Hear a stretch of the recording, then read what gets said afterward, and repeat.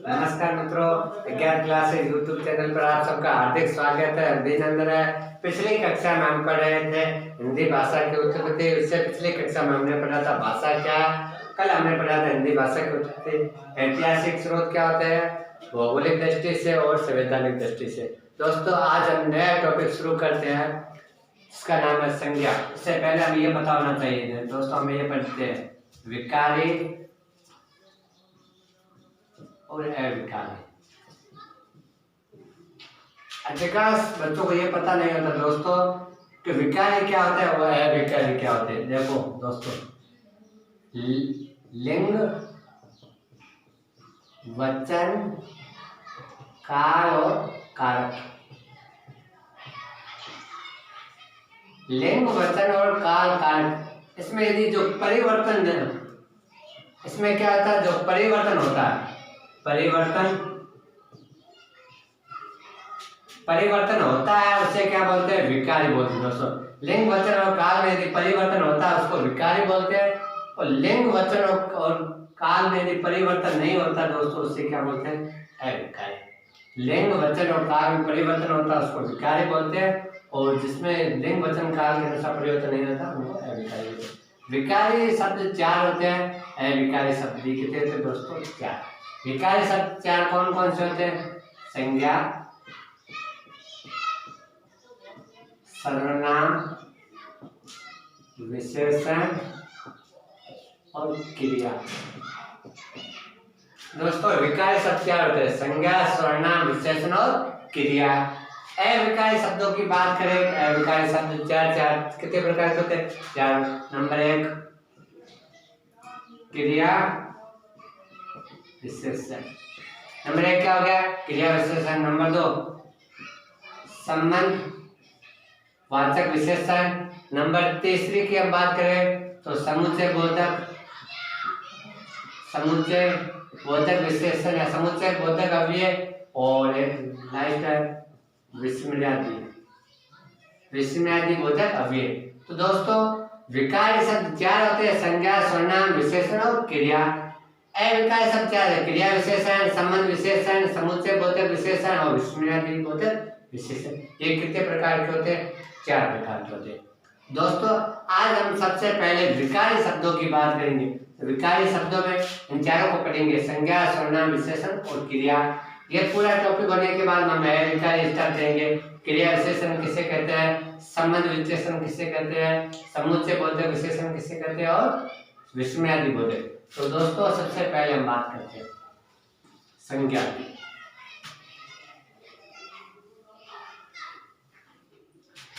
परीक्षा में एक यहाँ से आता है कि संज्ञा में प्रश्न किस तरीके से पूछते हैं, प्रश्नों की हमें संख्या पता होनी चाहिए।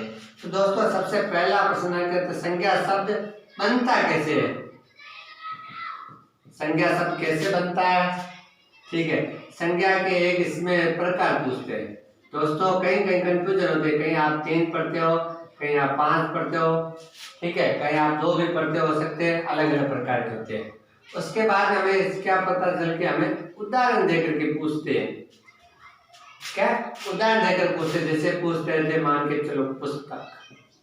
अब हमसे ये पूछते हैं पुस्तक व्यक्तिवाचक है कि जातिवाचक है या भाववाचक है, किस तरीके से।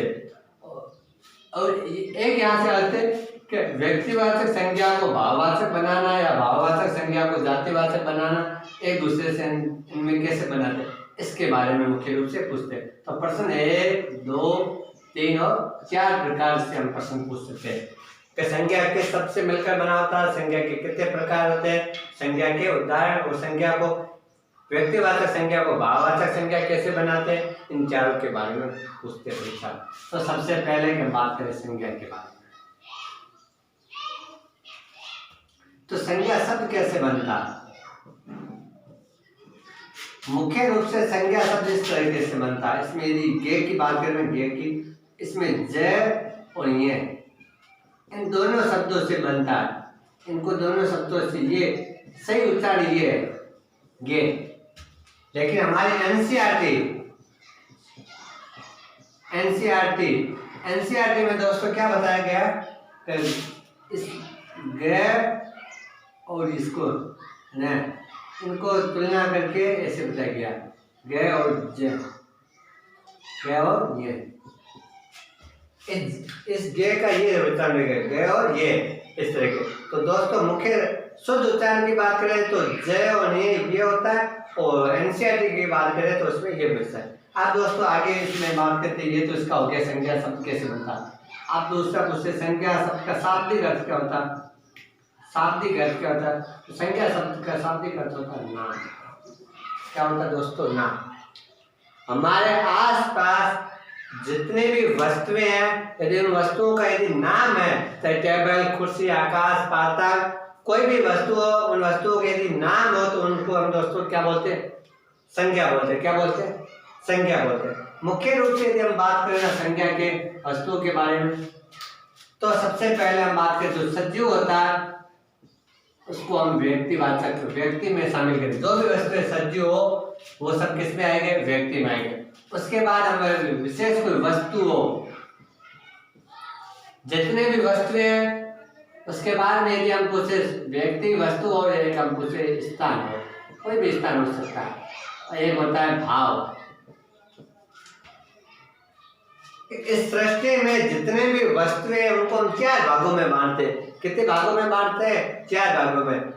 एक व्यक्ति जो सजीव होते हैं वो व्यक्ति में आ जाएगा, और जो भी वस्तुएं होता है निर्जीव के वो इसमें आएगा, स्थान के बारे में और भाव के बारे में। तो इन चारों के बारे में हम संसार में जितने भी वस्तुएं होती है उनको इन चारों के बारे में अलग अलग भागों में बांटते हैं, इन चारों के बारे में बांटते हैं, 4 भागों में बांटते हैं। कितने भागों में बांटते हैं दोस्तों, 4 भागों में बांटते हैं। अब हम लोग जैसे में इनकी चारों की तुलना करेंगे, यदि हम बात करें तो संज्ञा क्या होती है, पहले हमने पढ़ा संज्ञा के नाम। अब संज्ञा की यदि हम परिभाषा की बात करें तो संज्ञा की किसकी बात करें, परिभाषा की बात करें। हम संज्ञा की किसकी बात करें, परिभाषा में। तो दोस्तों सबसे पहले हमें संज्ञा की परिभाषा के बारे में हम, तो संज्ञा किसी भी व्यक्ति हो, किसी भी वस्तु हो, कभी किसी भी स्थान हो या किसी भी भाव हो, इन चारों के नाम को क्या बोलते हैं, संज्ञा। संज्ञा की परिभाषा दोस्तों किसी कहते हैं, किसी व्यक्ति, वस्तु, स्थान व भाव के नाम को संज्ञा कहते हैं। क्या संज्ञा कहते हैं, किसी भी संज्ञा कहते हैं। किसी व्यक्ति, वस्तु, स्थान या भाव के नाम को दोस्तों क्या कहते हैं, संज्ञा कहते हैं। ये सबसे पहले हम ये पढ़ेंगे कि जितने भी संसार में वस्तु उसको कितने भागों में बांटे गए, 4 भागों में। अब हम आगे बात करेंगे संज्ञा के प्रकारों के बारे में।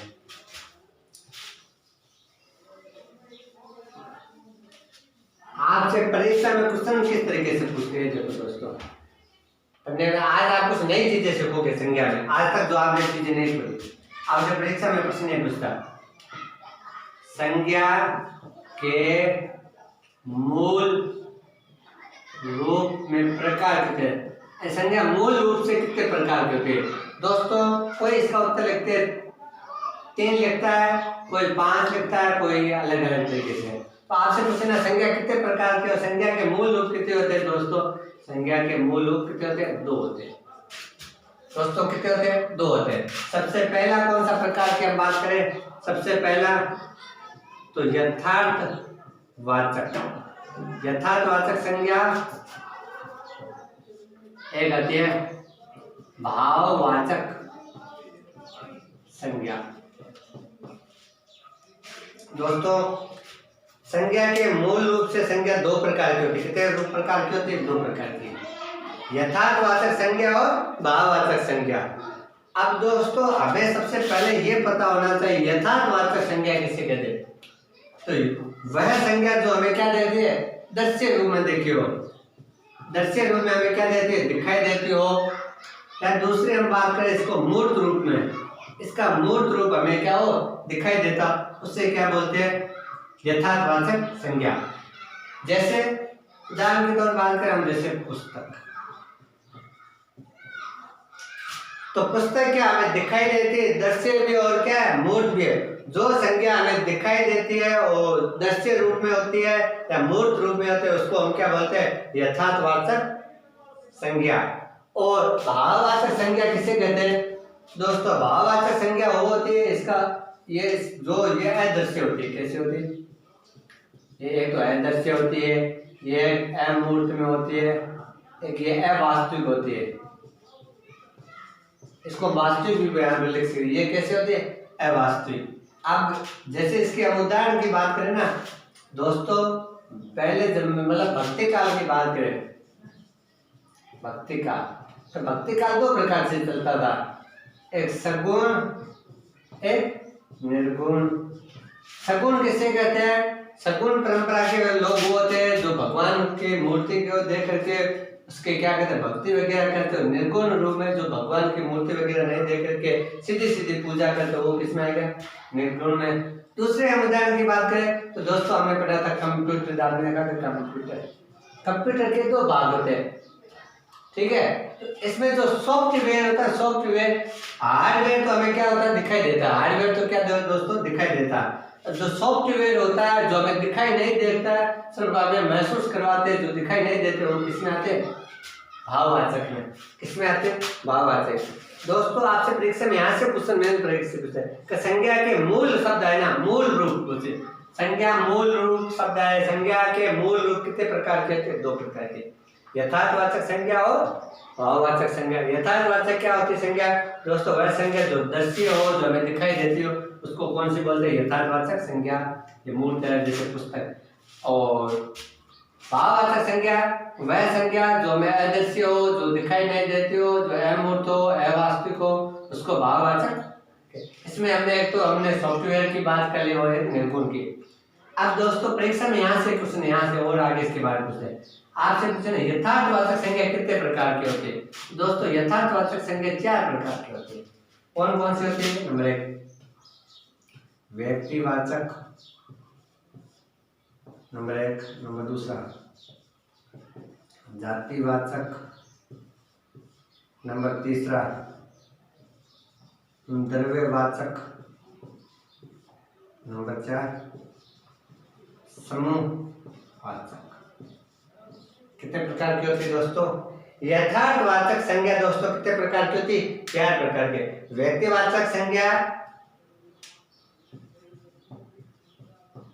व्यक्तिवाचक संज्ञा, जातिवाचक संज्ञा, द्रव्यवाचक संज्ञा और समूहवाचक या समुच्चय बोधक। समूहवाचक होता है समूह, जिसमें हम समूह का बोध कर। ये यथार्थवाचक कितने प्रकार के? 4 प्रकार के। और परीक्षा में आपने एक जगह प्रश्न आता है कि संज्ञा 5 प्रकार के, कई के बुक में 5 प्रकार कौन कौन से होते हैं? व्यक्तिवाचक, जातिवाचक, द्रव्यवाचक, समूहवाचक और एक यहाँ से आ जाता है भाववाचक। तो संज्ञा के कितने प्रकार के हो गए? 5 प्रकार। 5 प्रकार कौन कौन से होते हैं दोस्तों? मैं आगे देता हूँ संज्ञा।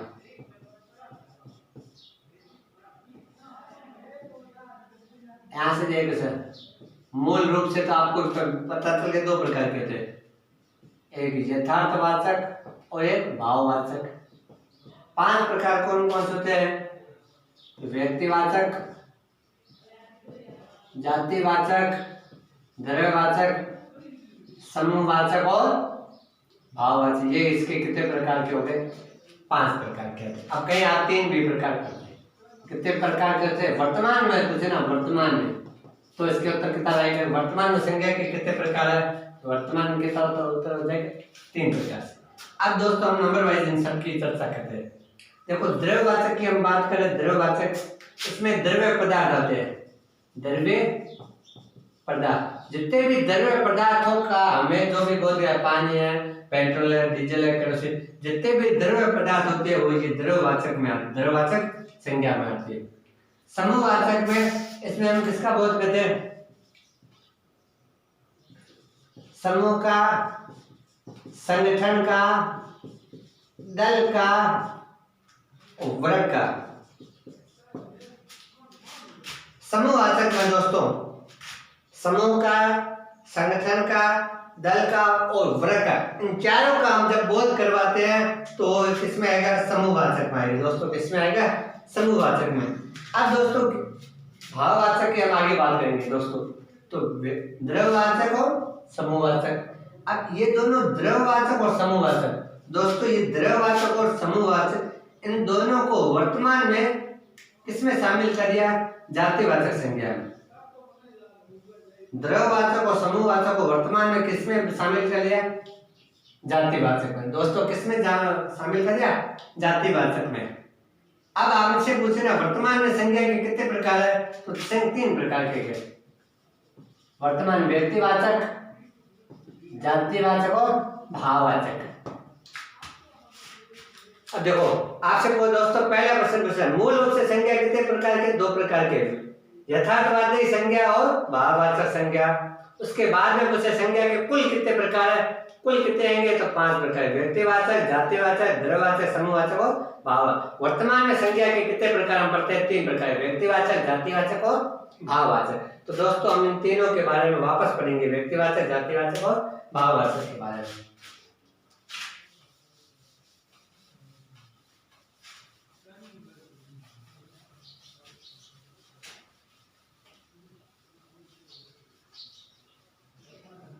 दोस्तों हमारे पास आ गए संज्ञा के प्रकार। किसके आधार पर? वर्तमान के आधार पर। कितने हो गए? 3 प्रकार।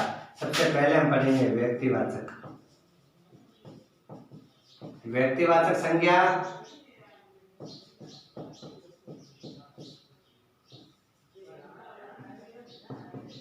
जातिवाचक संज्ञा,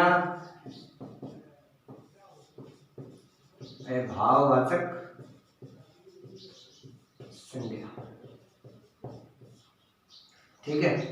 अब दोस्तों व्यक्तिवाचक संज्ञा कैसी थी हमने पढ़ा था, तो ये दृश्य है, ये भी कैसी है? दृश्य है, और ये कैसी है? हमने पढ़ा था तो अदृश्य। ये तो दोस्तों हमने पढ़ा। इससे पहले हमने 4 चीजें पढ़ी थी। क्या पढ़ी थी?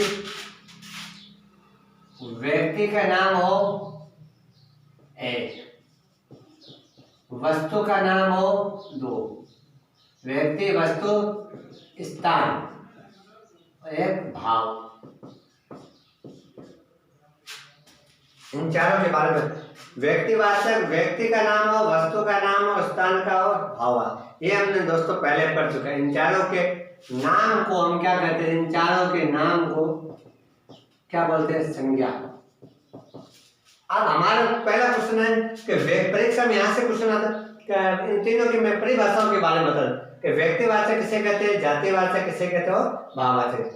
देखो व्यक्तिवाचक है तो हमें व्यक्ति, वस्तु, स्थान और व्यक्ति, वस्तु, स्थान इन तीनों की क्या हो? निश्चितता का बोध हो, निश्चितता का पता लगे। किसी निश्चित व्यक्ति का नाम हो, किसी निश्चित वस्तु का नाम हो, निश्चित स्थान का नाम हो, उसको हम व्यक्तिवाचक संज्ञा कहा जाता है। तो दोस्तों इसकी परिभाषा क्या होगी कि हमें निश्चित व्यक्ति का नाम हो, निश्चित वस्तु का नाम हो, निश्चित स्थान का नाम हो, तो उससे हम क्या बोलते हैं? व्यक्तिवाचक संज्ञा।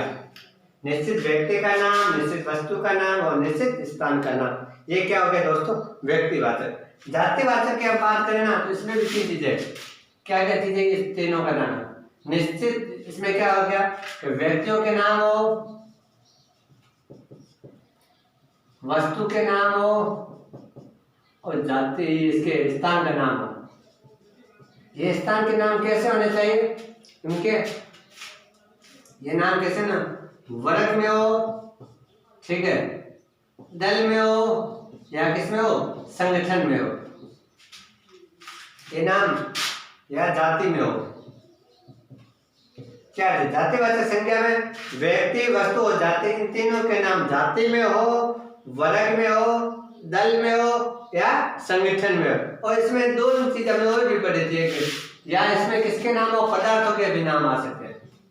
हमने द्रव्यवाचक पढ़ा तो वो पदार्थ के। इन जाति हो, वर्ग हो, दल हो, संगठन इन तीनों के और ये पदार्थ इन चारों के बारे में हम यदि इनकी क्या जातिवाचक संज्ञा व्यक्ति, वस्तु, स्थान इन तीनों की जाति हो, वर्ग हो, दल हो, संगठन हो या पदार्थों के नाम को हम जातिवाचक संज्ञा कहते हैं।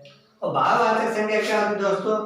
इन चारों के व्यक्ति, वस्तु, स्थान, इन जाति इन चारों के भावों का बोध कराते हैं। इन चारों के भावों का बोध कराते हैं दोस्तों। वो कौन सी संज्ञा होती है? भाववाचक संज्ञा। तो दोस्तों परीक्षा में हमें ये तीनों जब परिभाषा पढ़ते हैं, व्यक्तिवाचक में इसमें निश्चितता का बोध करवाया जाता है, जातिवाचक में व्यक्ति, वस्तु, स्थान, इनकी क्या होती है, जातियां होती है। उसमें क्या होती है, इनकी जातियां, और उसकी जाति का वर्णन करवाया जाता है, वर्ग का, दल का, संगठन का, पदार्थ का। तो दोस्तों इसे जातिवाचक कहते हैं। भाववाचक इसे कहते हैं इन सब व्यक्ति, वस्तु, स्थान, जातियां, इनके सबके भावों का यदि बोध करवाया जाए तो उसको क्या बोलते हैं, भाववाचक संज्ञा कहते हैं। अब दोस्तों परीक्षा में यहाँ से मुख्य रूप से प्रश्न ये आते हैं कि इनके उदाहरण पूछते हैं। क्या पूछते हैं, उदाहरण। अब यहाँ इसके उदाहरण की बात करें ना, तो सबसे पहले मैं आपके सामने ये थोड़ी सी यहाँ से वापस से कर देता हूँ।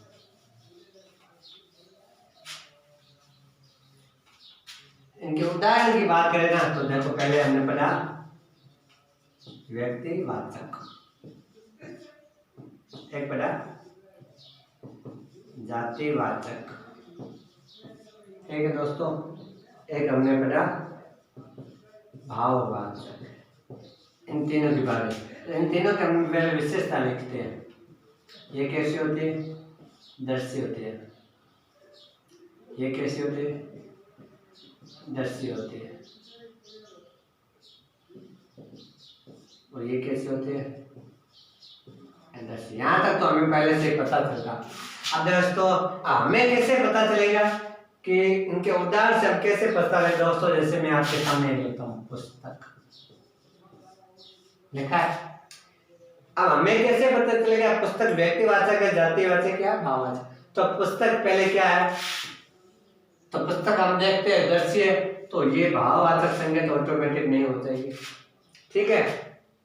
अब व्यक्तिवाचक और जातिवाचक, इन दोनों का हमें पता चला कि पुस्तक व्यक्तिवाचक या जातिवाचक। तो दोस्तों हमें कैसे पता चलेगा कि पुस्तक व्यक्तिवाचक या जाति, तो इसके लिए मैं एक शब्द का प्रयोग, ये यहाँ से बात इंपॉर्टेंट है।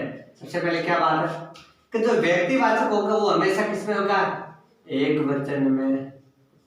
किसमें होगा दोस्तों, एक वचन में। और जातिवाचक जो होगा ना, जातिवाचक वो हमेशा किसमें होगा, बहुवचन में।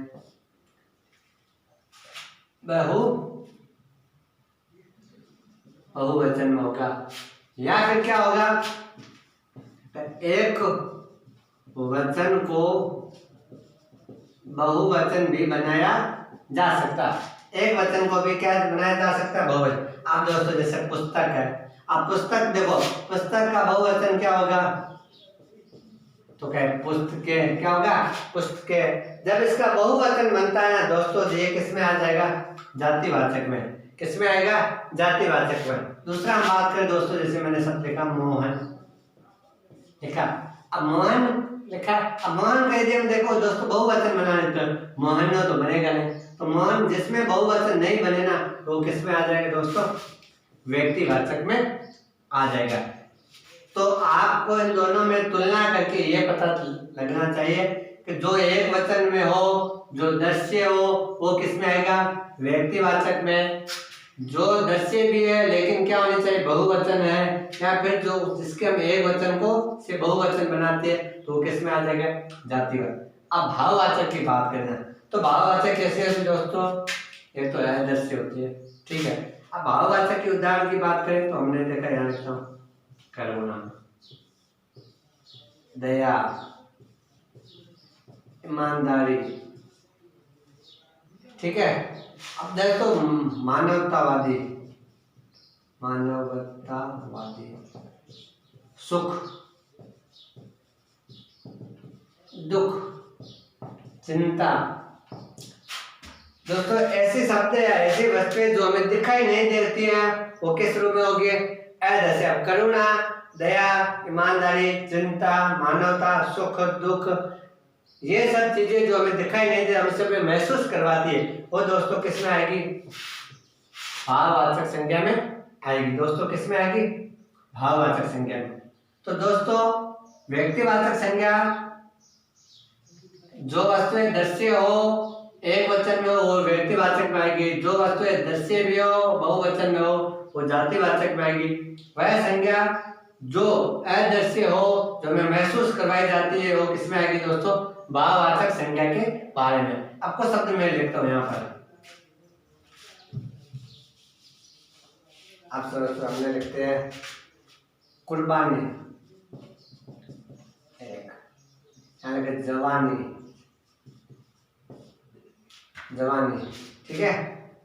अब दोस्तों ये दोनों क्या है, अदृश्य, अदृश्य होते ये किसमें आएगी, भाववाचक में। लेकिन जब इसका बहुवचन बनाएंगे, कुर्बानियों, जवानियों,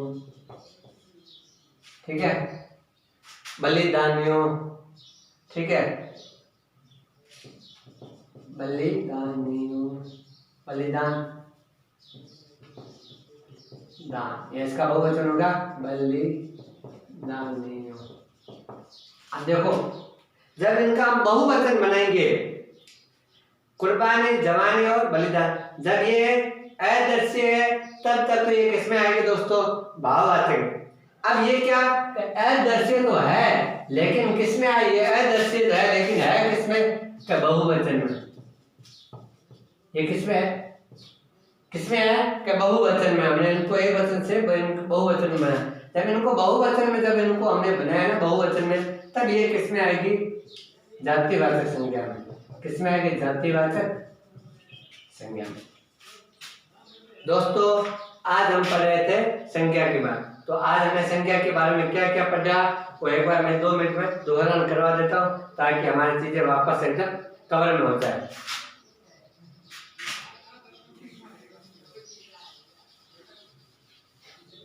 दोस्तों आपसे निवेदन है कि जो भी इस चैनल को देख रहे हैं वो कम से कम इस चैनल को लाइक करें, शेयर करें, सब्सक्राइब करें, अधिक से अधिक लोगों तक पहुंचाने का कष्ट करें ताकि इस क्लास का अधिक से अधिक लोगों को क्या मिल सके, लाभ मिल सके, सबका भला हो सके। तो दोस्तों अभी वापस में एक बार बता देता हूँ संज्ञा के बारे में फ्लो चार्ट के रूप में कि हमने संज्ञा में क्या क्या पढ़ा। ठीक है, तो दोस्तों सबसे पहले हम यहाँ से बात करें तो संज्ञा के बारे में हमने सबसे पहले पता सही संज्ञा शब्द नाम, संज्ञा का शाब्दिक अर्थ है, नाम क्या इसका शाब्दिक अर्थ है। संज्ञा शब्द बनता कैसे है, तो इसमें से हमने 2 चीजें पढ़ी थी। एक तो इसमें संज्ञा शब्द में क्या है कि ज और ये शब्द से बनता है, और ये शब्द ग और ये शब्द किसके आधार पर होता है, एनसीईआरटी के आधार पर होता है। तो ये शब्द इसके व्याकरणिक दृष्टि से ये दोनों संज्ञा शब्द इस तरीके से बनता है। उसके बाद हमने संज्ञा के प्रकार पढ़े थे दोस्तों। तो संज्ञा के हमने 3 प्रकार से पूछे थे। संज्ञा के प्रकार कितने पढ़े थे, 3। आपसे पूछे संज्ञा के मूल प्रकार कितने, मूल शब्द आते हैं संज्ञा 2 प्रकार की होती है। कितने प्रकार की होती है, एक तो यथार्थवादी और एक होती है भाववाचक संज्ञा, भाववाचक संज्ञा। इसके आपसे पूछे संज्ञा के मूल रूप प्रकार कितने हैं, तो 2। कुल पूछे ना, कुल संज्ञा कितने प्रकार की होती है, तो कुल दोस्तों संज्ञा कितने प्रकार की थी, 5 प्रकार की। कुल में हमने क्या क्या पढ़ा था, तो एक हमने पढ़ा था व्यक्तिवाचक, जातिवाचक संज्ञा, व्यक्तिवाचक संज्ञा, जातिवाचक संज्ञा। एक हमने पढ़ा था द्रव्यवाचक संज्ञा, एक समूहवाचक संज्ञा, और एक हमने पढ़ा था भाववाचक संज्ञा। ये आज पूछे ना वर्तमान में यदि संज्ञा के कितने प्रकार है, वर्तमान में कितने प्रकार है, 3 प्रकार की संज्ञा। तो हमने वर्तमान में कौन कौन से पढ़े थे, तो व्यक्तिवाचक, जातिवाचक और भाववाचक। अब जब संज्ञा से परीक्षा में किस तरीके से पूछे, आपसे परीक्षा में पूछे संज्ञा के मूल रूप कितने हैं, तो 2 है यथार्थवादी और भाववाचक। कुल कितने प्रकार की है, तो दोस्तों कुल 5 प्रकार की है। वर्तमान में यदि शब्द पूछे ना, वर्तमान में संज्ञा कितने प्रकार की है, सीधा ये प्रश्न पूछे कि संज्ञा के भेद कितने हैं। ये सीधा क्वेश्चन है, संज्ञा के भेद कितने, तो भेद शब्द आते हैं आपको कितने लिखना है, 3। कितने लिखना है, 3। भेद की जगह आपसे ये संज्ञा के कुल शब्द है, संज्ञा कुल कितने प्रकार के कुल शब्द आते हैं, तो क्या रहेगा, 5 आएगा। इसके ये पूछे ना संज्ञा के मूल रूप कितने, तो उसका उत्तर क्या हो जाएगा, 2 हो गया। अब उसके बाद हमने पढ़ा था संज्ञा के किस प्रकार से होते हैं। संज्ञा में कौन कौन से, तो हमने 4 वस्तुओं के नाम पढ़े थे, व्यक्ति का नाम, एक वस्तु का नाम, एक स्थान का नाम और एक भाव। इन चारों को मिलाकर के दोस्तों क्या बनती है, संज्ञा बनती है। क्या बनती है, संज्ञा। अब दोस्तों हमने पढ़ा है व्यक्तिवाचक संज्ञा किसे कहते हैं, जिसमें निश्चित एक ही शब्द जोड़ना, आपको याद रखना, निश्चित शब्द याद रखना। आश्रित संज्ञा किसे कहते हैं, तो व्यक्ति, वस्तु, स्थान या भाव के नाम को क्या कहते हैं, संज्ञा। आपसे पूछे व्यक्तिवाचक संज्ञा किसे कहते हैं, तो ये तीन नाम फिक्स रखना। हमें निश्चित व्यक्ति का नाम हो, निश्चित वस्तु का नाम हो या निश्चित स्थान का नाम हो, निश्चित शब्द जोड़ करके ये तीनों के आगे लगे। निश्चित व्यक्ति, वस्तु, स्थान के नाम हो, उसको हम व्यक्तिवाचक संज्ञा कहते हैं। जातिवाचक में जिसमें जाति हो, वर्ग हो, संगठन हो, उद्दल हो, द्रव्य, इन चारों पांचों शब्दों का निश्चित जाति का बोध हो, निश्चित वर्ग हो, निश्चित व्यक्ति, वस्तु, जाति, इनके निश्चित वर्ग हो, निश्चित संगठन हो, निश्चित दल हो, निश्चित पदार्थ हो, तो उसको क्या बोलते हैं, जातिवाचक। तो भाववाचक के बारे में पढ़ा था कि वह वस्तुएं जो हमें दिखाई नहीं देती, जो हमें दिखाई नहीं देती, यह अदृश्य होती है। इसमें हमने पढ़ा था करुणा, दया, ईमानदारी, जवानी, कुर्बानी, सब पढ़े थे।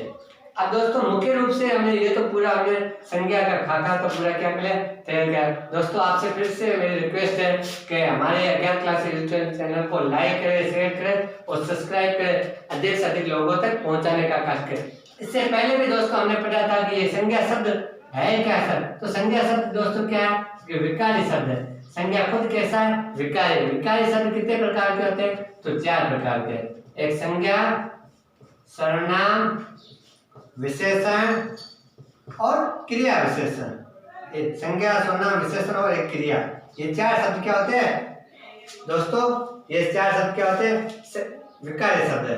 तो आज के लिए दोस्तों बहुत बहुत धन्यवाद। फिर से आपसे निवेदन है कि अज्ञात क्लासेस चैनल को लाइक करें, शेयर करें और सब्सक्राइब करें, अधिक से अधिक लोगों तक पहुंचाने का कष्ट करें। धन्यवाद।